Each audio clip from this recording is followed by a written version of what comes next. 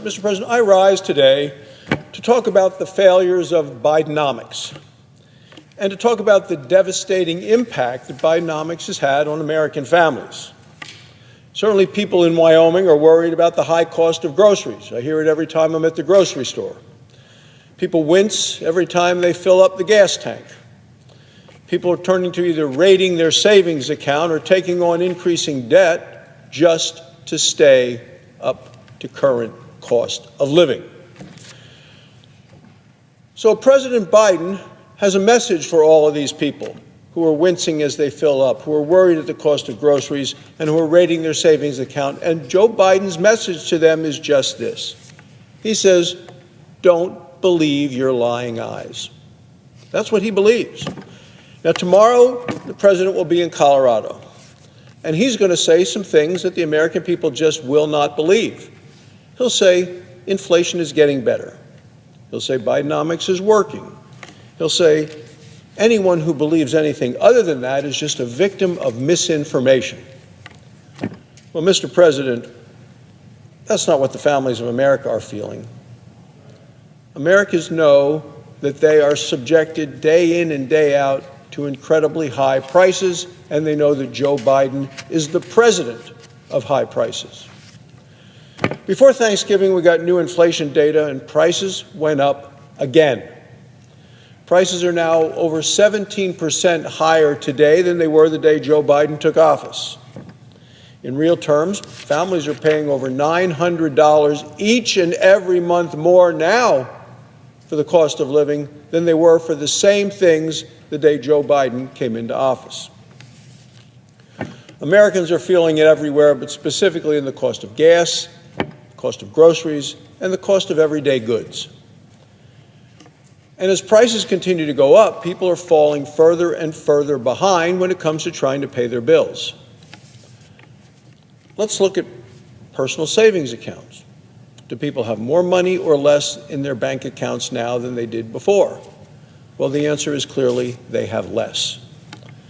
Bidenomics is forcing 3 out of every 5 Americans to live paycheck to paycheck. Let's look at personal debt. Credit card debt now exceeds $1 trillion. This is a record high in the history of the United States. Let's look at interest rates. Americans are maxing out their credit cards just to get by, and they're having to do it at higher interest rates just to pay their bills, so their debt number continues to go up. Under Bidenomics, Americans barely have enough money to pay their bills, let alone save for the future. This is exciting news, friends. It is time. There are still some inflation relief checks that will be arriving for many Americans. Eligible households nationwide are being urged to check their mailboxes to see if their relief money has arrived. This relief is arriving in the form of rebate payments. My dear friends, please make sure that you watch until the end of this video for all of the latest news and details. Also, every Friday, I will be announcing several winners for the $75 Walmart gift card giveaway. If you would like to enter these weekly giveaway, friends, please click and like several of my videos and then comment below the keyword of each video that you watch. The more videos that you comment on, friends, the greater your chances of winning these giveaways. According to Yahoo News, people who owned homes before the recent increase in mortgage rates and home prices have benefited from the rise in property values, which has boosted their wealth. However, homeowners are facing challenges too. The rapid increase in home equity has led to higher property taxes, and rising mortgage rates are making it difficult for many to move. In addition to housing-related concerns, Americans are dealing with increased costs in various aspects of their lives. Electricity bills have gone up drastically since January 2020, and natural gas prices have risen by 29% during the same period. These changes in prices are not consistent across states and regions. Other expenses are also on the rise. Car insurance has increased by 33%, and the combination of higher car prices and increased borrowing costs has resulted in the average monthly payment for a new vehicle reaching a record high of $736.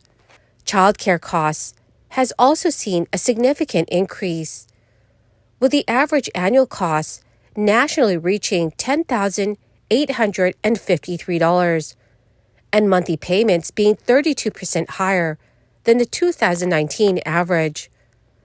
Healthcare expenses in the United States have become even more burdensome. The average employer-sponsored health insurance premium has jumped to almost $24,000 this year, leading nearly 40% of Americans to delay or skip necessary health care due to affordability concerns. Gasoline prices, although currently lower than last year, are still straining household budgets at $3.31 a gallon nationally. As a result of these financial challenges, many Americans are adjusting their economic goals, focusing on smaller luxuries rather than big-ticket items like buying a house.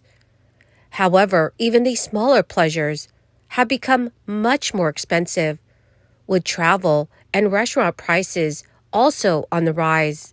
The crisis initially allowed many households to build up their savings, but signs indicate that these savings are now diminishing. The uneven distribution of savings among income groups and the erosion of savings due to inflation contribute to financial strain for many American families. Student loan payments have resumed, further limiting households' ability to save.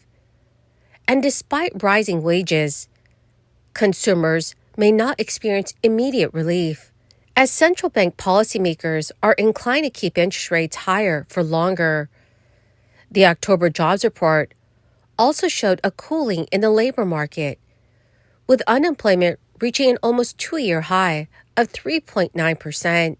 So consumers are realizing that prices rarely decrease, and their best hope is for prices to level off or grow at a slower rate, allowing incomes to catch up. The state of Alabama is set to start issuing one-time tax rebates of $300 this week.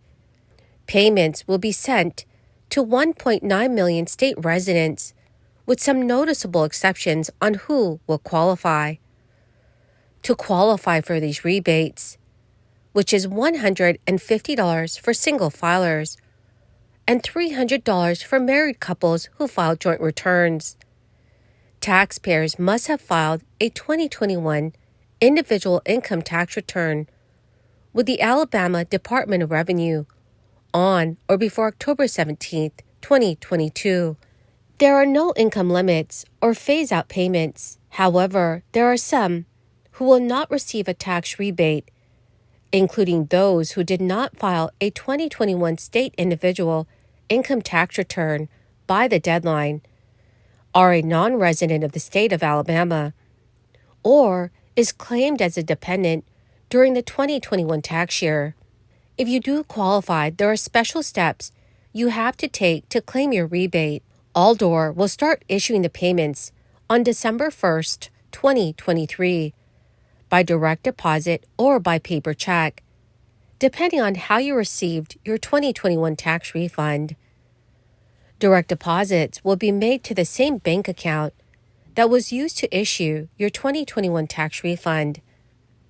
If you do not receive a 2021 tax refund, you will receive your rebate by paper check. Paper checks will also be issued to those whose banking information has changed. Well, my awesome and amazing friends, that is the end of my daily stimulus update video for today. Thank you so much, friends, for being part of this community. I will be announcing several winners this coming Friday for the Walmart gift card giveaway. If you would like to enter these weekly giveaway, friends, all you have to do is click and like several of my videos and then comment below the keyword of each video that you watch.